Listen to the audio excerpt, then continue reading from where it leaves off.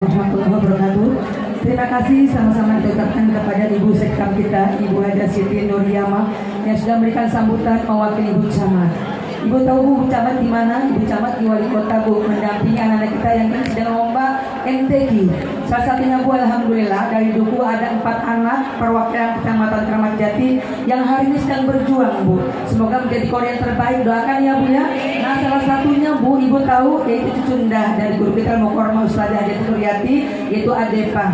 Masuk juara 1 dan ini mewakili kecamatan. Mudah-mudahan anak kita ini menjadi juara ya Bu, doakan ya Bu ya, membawa nama yang terbaik untuk Kecamatan Kramat Jati. Karena hari ini dari Duku ada 4 anak, yaitu tilawah anak-anak, tilawah putra-putri, tilawah remaja, dan juga ada tatihnya 1 anak. Semoga perjuangan anak-anak kita ini yang hari ini sedang berjuang ya Bu ya, Allah berikan kemudahan, Allah jadikan anak kita ini yang soleh dan soleha hingga membawa nama yang terbaik untuk Kecamatan Kramat Jati. Alhamdulillah, amin ya robbal alamin. Baik Ibu yang kami hormati, untuk selanjutnya kita akan kembali dengan sambutan. Sambutan kali ini akan disampaikan oleh Ketua DKM, yaitu Masjid Al-Barkah, yang akan disampaikan oleh Al-Farouk Bapak Ustadz Asep Saifuddin. Kepada beliau kami persilakan.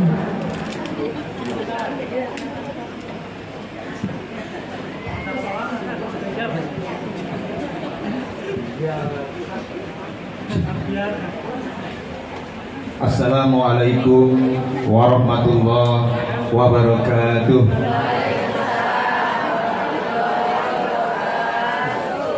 Alhamdulillah, alhamdulillahilladzi arsala rasulahu bil huda wa dinil haqq liyudhhirahu 'alad dini kullihi wa kafa billahi syahida.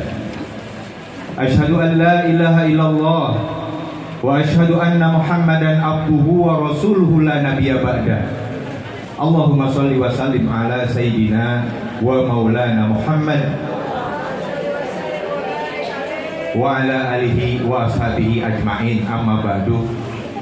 Yang saya hormati pimpinan Majelis Taklim Masjid Al-Barkah, Ibu Hajah Maryati beserta jajarannya. Mohon maaf saya tidak sebutkan satu persatu, karena dulu saya sebutin satu persatu saya diketawain sama Ustazah Titi. Waktu itu MC-nya Ibu Ustazah Muriati, di sebelahnya ada Bu Haji Kaini. Terus waktu itu ada juga Ibu siapa lagi? Lupa ya. Nah, jadi diketawain saya. Maka yang selanjutnya saya hormatin juga guru kita sama-sama, Ibu Ustazah Titi Mur Ruhyati dan Ibu Camat. Saya sebetulnya agak kaget juga, bukan kaget sebetulnya. Mungkin ibu-ibu hadirin jemaah yang dirahmati Allah Subhanahu wa taala, baru kali ini fotografer suruh sambutan. Baru kali ini apa enggak? Tadi MC lupa, sebetulnya sekalian ceramah. Betul apa enggak?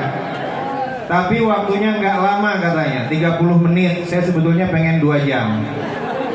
Jadi cukup 30 menit, tapi saya minta tambah 10 menit jadi 40. Nah, nanti kalau zuhur dikit Bang Amin, nanti kita tunda sedikit zuhurnya sampai jam 12 ya. Insyaallah, mudah-mudahan. Pertama, marilah kita panjatkan puji serta syukur kita kepada Allah Subhanahu wa taala. Shalawat dan salam kita sampaikan kepada junjungan alam Nabi kita Nabi Muhammad sallallahu alaihi wasallam, keluarga, sahabat dan pengikutnya hingga yaumil qiyamah. Mudah-mudahan Allah Subhanahu wa taala memberikan keistiqomahan kepada kita sehingga kita di yaumil qiyamah sama-sama mendapat syafaat dari Rasulullah sallallahu alaihi wasallam. Amin ya rabbal alamin. Saya salut sama ibu-ibu, ini yang pertama ya. Yang pertama adalah sambutan. Saya salut sama ibu-ibu Majelis Taklim Al-Barkah sampai bisa ngumpulin sekelurahan Dukuh. Subhanallah. Akhirnya karena saking semangatnya Bu ya, ini saya curhat sedikit. Akhirnya yang tadinya bapak-bapak mau ngadain maulid besar-besaran, akhirnya ngalah. Ya udah ibu-ibu aja deh ya, silahkan gitu. Ibu-ibu silahkan sampai tenda, lihat dari ujung ke ujung ya. Subhanallah, soundnya gede-gede banget. Emang begitu Bu, kalau bapak-bapak di mana-mana kalah, betul apa enggak? Kan? Ngaku semua jadi jagoan di rumahnya, subhanallah. Kalah kita sama istri, betul apa enggak? Nah, maka untuk itu marilah kita siarkan Masjid Al-Barkah ataupun majelis taklim dimanapun. Seperti tadi yang disampaikan oleh Ibu Camat, subhanallah, ajak kita bersolawat, ajak kita berzikir. Itu janji Allah subhanahu wa ta'ala. Kalau kita dekat dengan Allah, kalau kita dekat dengan ibadah majelis taklim, yakin jauh bencana dari kita. Kenapa kita sering bencana menghadang negeri kita atau paling kecil keluarga kita? Karena mungkin salah satunya kita kurang dekat dengan Allah Subhanahu wa taala. Itu saja sedikit sambutannya ya. Itu. Saya bersyukur, terima kasih. Jazakallah khairan katsiran. Yang berikutnya masuk ke tausiah yang insyaallah akan saya sampaikan kurang lebihnya 30 menit. Kenapa Bapak Ibu hadirin jamaah yang dirahmati oleh Allah Subhanahu wa taala, kita harus cinta kepada Nabi kita Muhammad sallallahu alaihi wasallam. Ini ustadznya sudah datang, kita break dulu. Ya ahlan wa sahlan ya. Badru alaina min saniyatil wada wajaba syukru alaina mada'alilahina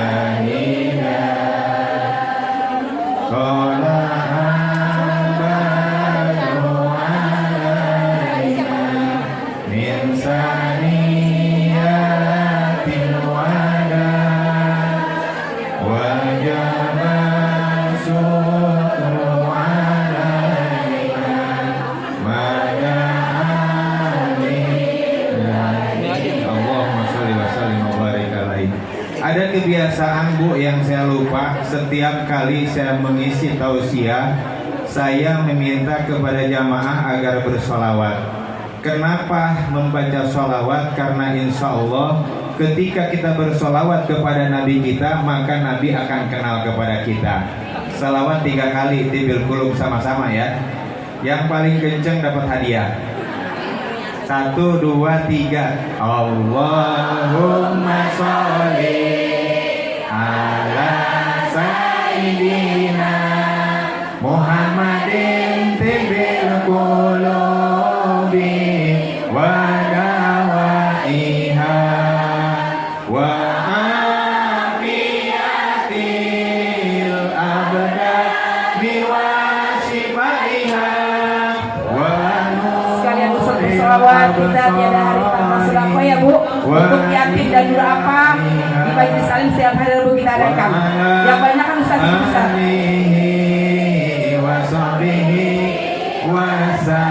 Sama-sama. Allahumma sholli ala sayyidina Muhammadin tibil qulubi wa dawaiha wa afiatil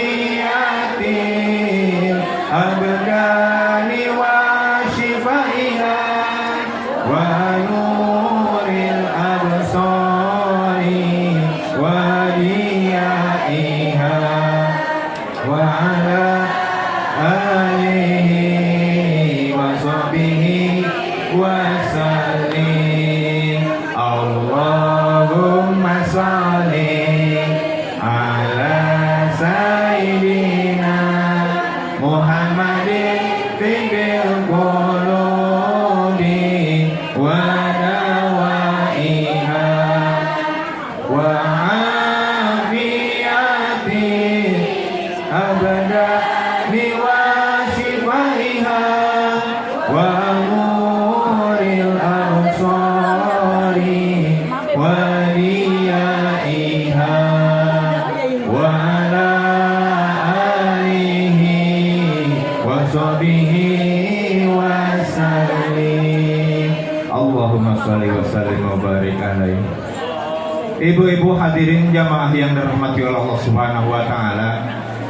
Kenapa kita harus cinta kepada Nabi kita Muhammad sallallahu alaihi wasallam? Cinta itu merupakan satu kunci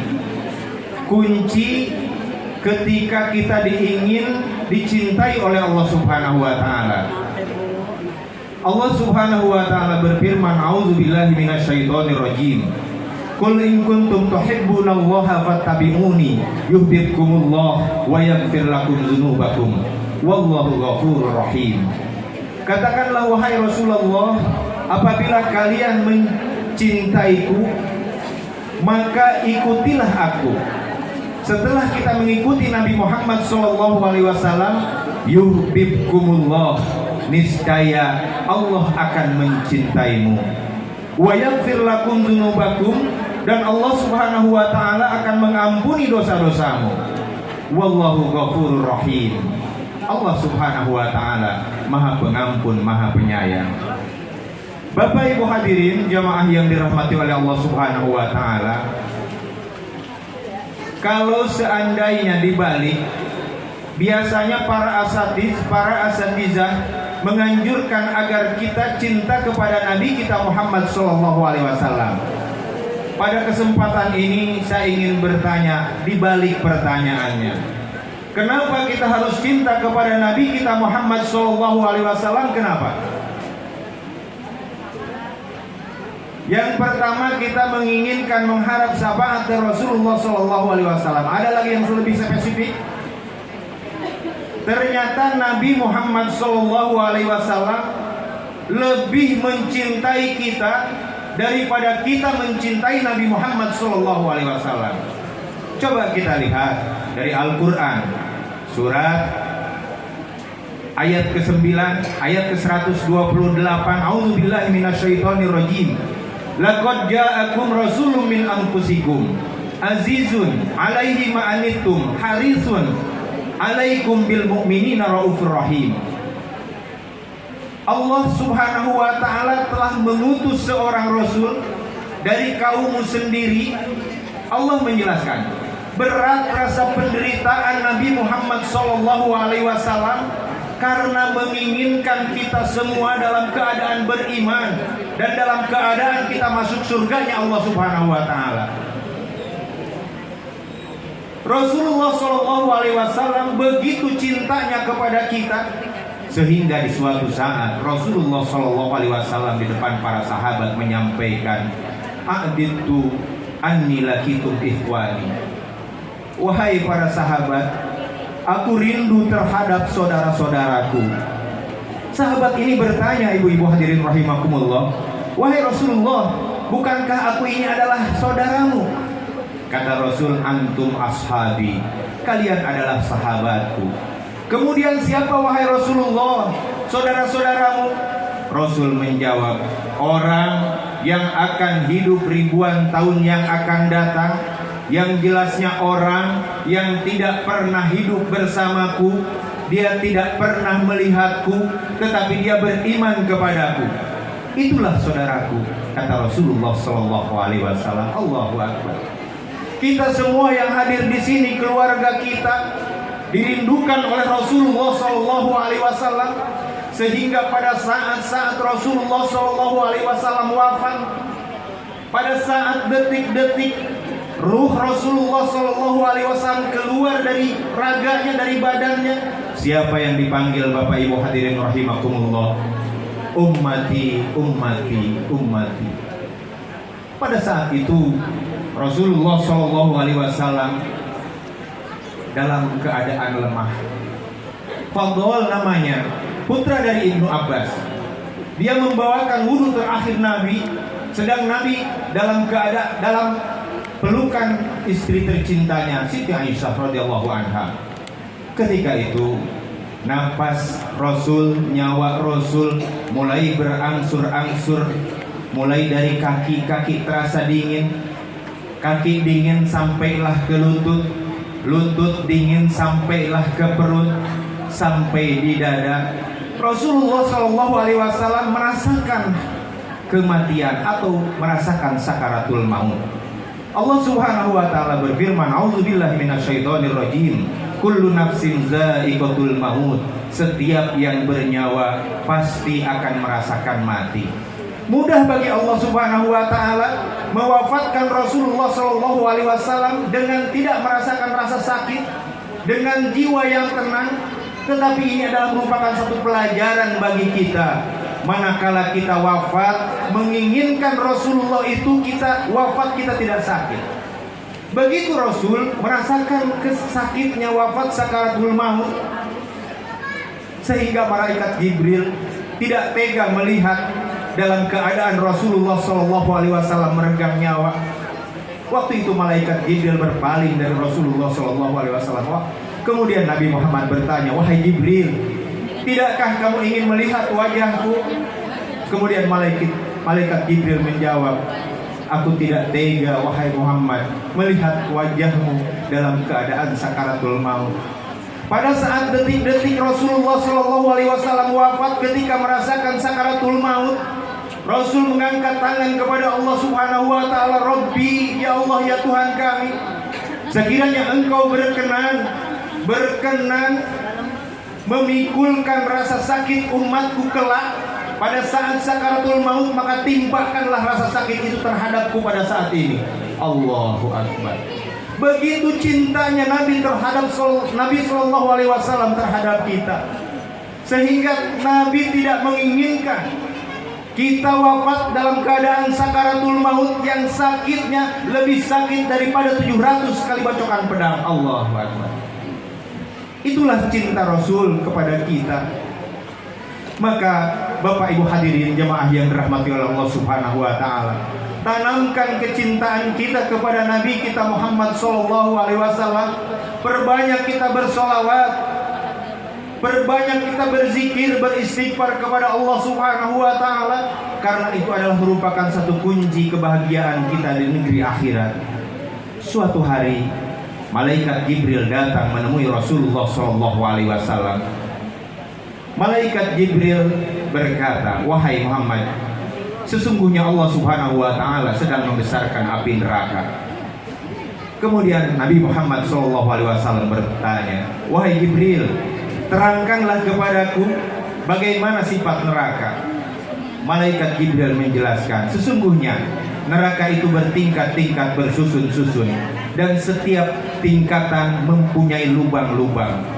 Jarak antara neraka yang satu dengan neraka yang lainnya seperti 70 tahun perjalanan. Begitu luasnya neraka. Dan mempunyai panas 70 kali lipat lebih panas daripada tingkatan sebelumnya. Neraka yang paling bawah diisi oleh orang-orang munafik.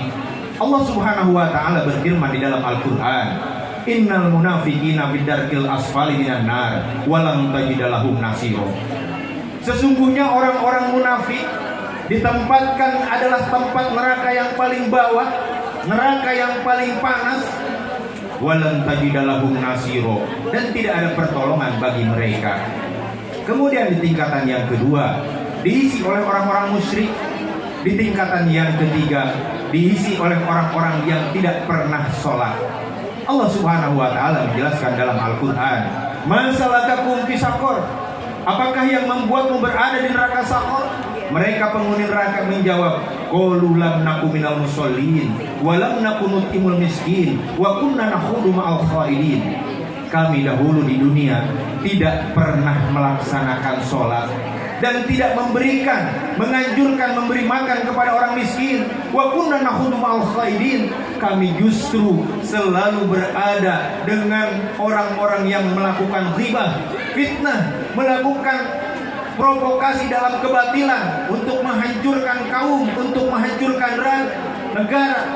Kami selalu bersama-sama orang yang selalu membicarakan kebatilan, maka tempatnya di neraka yang ketiga.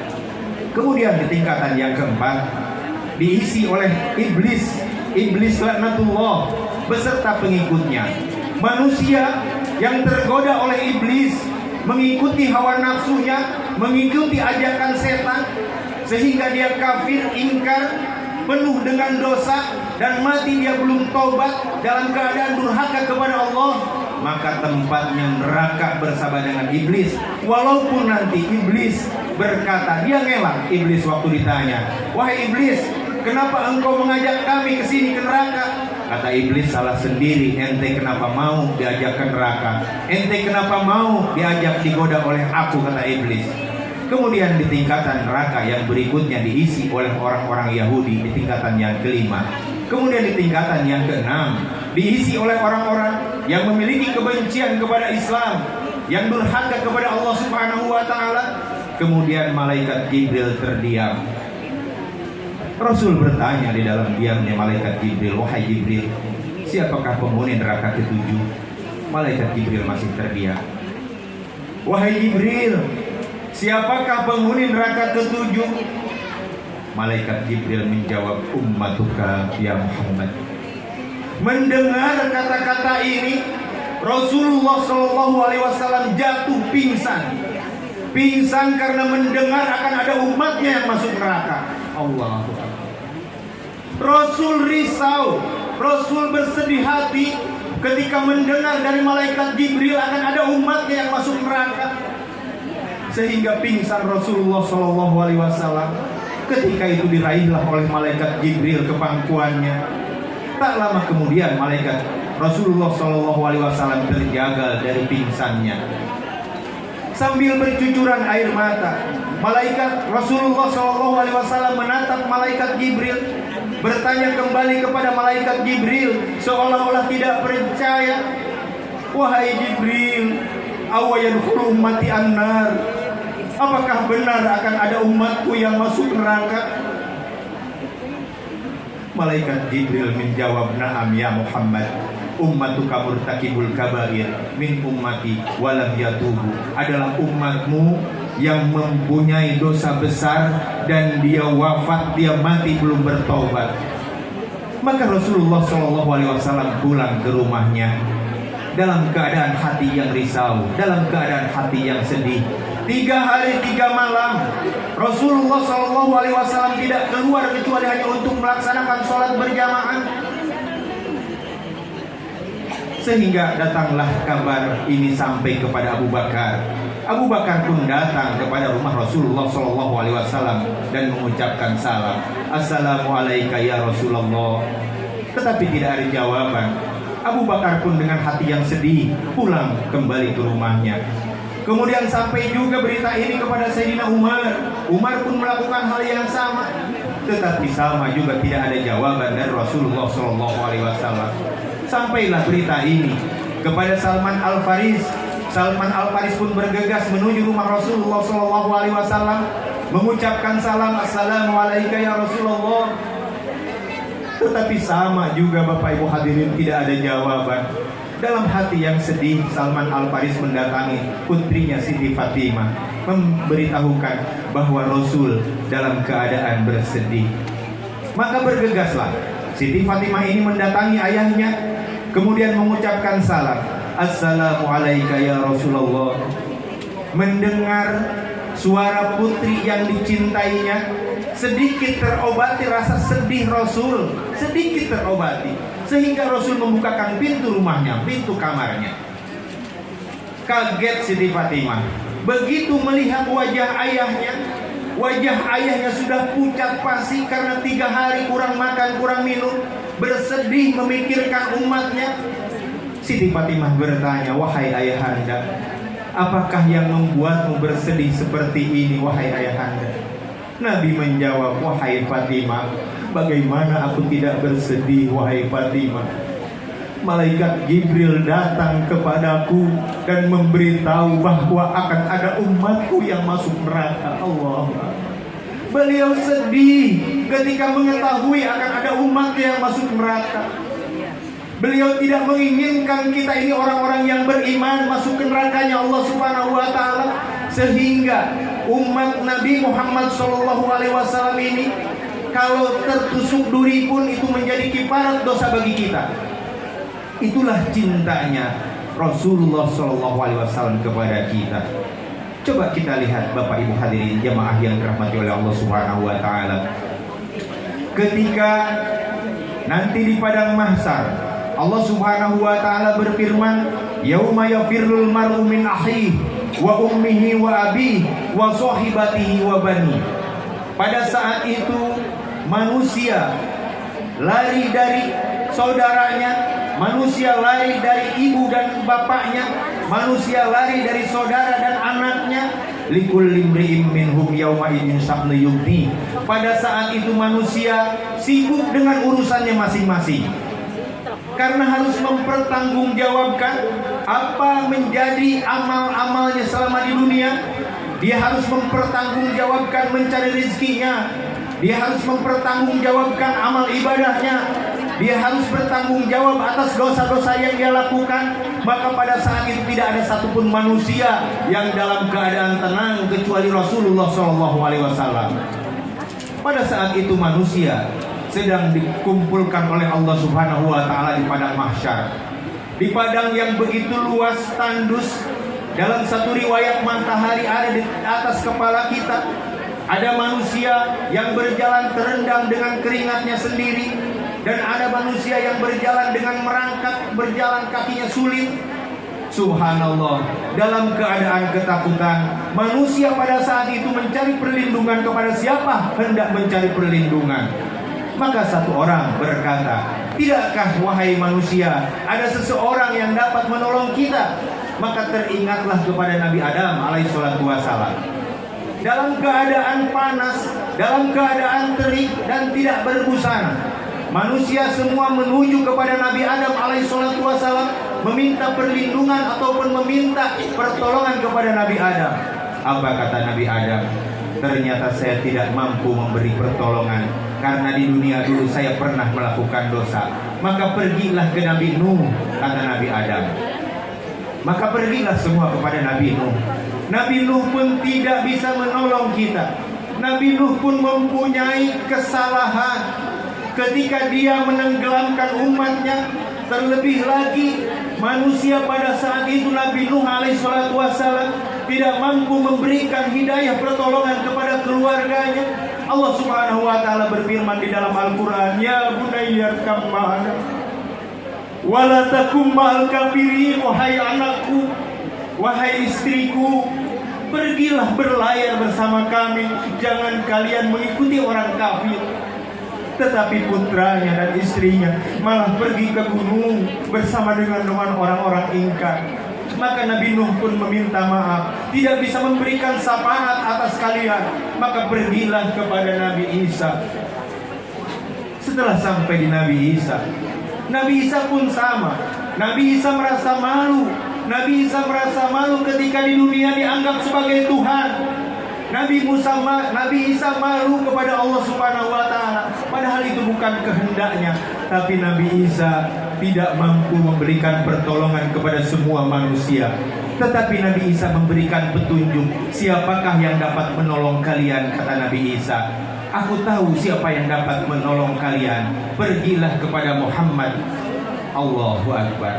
Maka manusia seluruhnya, mulai dari zaman Nabi Adam alaihissalatu wassalam sampai hari kiamat kelak, berkumpul semua mencari Nabi kita Muhammad sallallahu alaihi wasallam.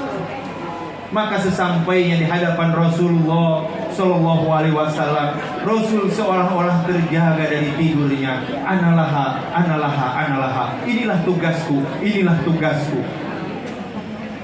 Rasulullah sallallahu alaihi wasallam pada saat itu melihat manusia dalam keadaan pedih, dalam keadaan ketakutan, dalam keadaan bimbang, tidak tentu arah.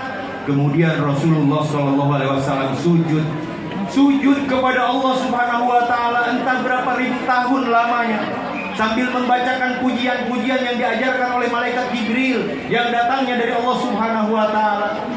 Sambil bercucuran air mata, Rasulullah sallallahu alaihi wasallam menginginkan kita melihat manusia dalam keadaan sakit, dalam keadaan ketakutan. Rasul memintakan ampun untuk diri kita.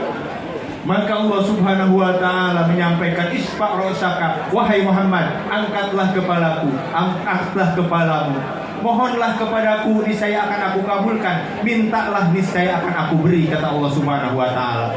Kemudian Rasul mengangkat kepala sambil bercucuran air mata. Tidak ada kalimat lain yang dikeluarkan oleh Rasulullah SAW kecuali ummati ya Rabb, ummati ya Rabb, ampunkanlah umatku ya Rabb. Maka Allah Subhanahu wa taala memberikan izin semua yang berpahala besar masuk ke surga. Asbab dari Nabi kita Muhammad SAW dibukalah pengadilan pada saat itu, maka semua masuk surga. Tapi ada yang tertinggal, Bapak Ibu hadirin rahimakumullah. Ternyata orang-orang yang mempunyai dosa besar tadi, dia terlebih dahulu masuk ke neraka. Entah berapa lama dia berada di neraka. Rasulullah SAW pun mengetahui ada umatnya yang tertinggal di neraka. Allahu Akbar. Dalam keadaan Rasul mengetahui umatnya ada di neraka, maka Rasulullah SAW pun sujud kembali kepada Allah. Ya Rabb, ampunkanlah umatku, ampunkanlah umatku. Maka kata Allah Subhanahu wa taala, isfa' ra'saka, angkatlah kepalamu wahai Muhammad. Maka Rasulullah SAW diperintahkan oleh Allah Subhanahu wa taala melalui malaikat Jibril. Malaikat Jibril, angkatlah umat Muhammad yang masuk neraka. Siapa saja yang masih ada iman di hatinya, walaupun imannya kecil. Allahu Akbar. Insya Allah ya Bu, walaupun iman kita kecil, maka Allah Subhanahu wa taala akan tetap memasukkan kita semua ke surganya Allah Subhanahu wa taala. Amin ya rabbal alamin. Tentu kita berharap kita semua yang kumpul hadir di sini diberkahkan oleh Allah Subhanahu wa taala dan tidak mampir dulu ke neraka, langsung mendapat syafaat dari Rasulullah sallallahu alaihi wasallam. Amin ya rabbal alamin. Kurang lebihnya mohon maaf apabila terdapat tutur kata yang kurang berkenan. Billahi taufiq wal hidayah. Assalamualaikum warahmatullahi wabarakatuh.